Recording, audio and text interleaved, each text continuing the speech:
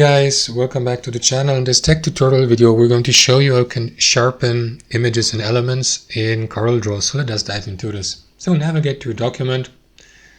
Well, this one with that rectangle is maybe not the best example, but you can apply this also to imported or inserted images. So what you want to do is select a given element, your image here for example in your canvas, then navigate to Effects and mouse over Sharpen. Choose Sharpen again.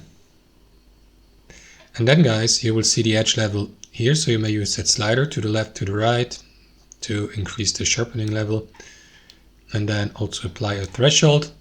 As previously mentioned, that's a rectangle, so there's actually, it's not the best example, but you can do the same for images, right?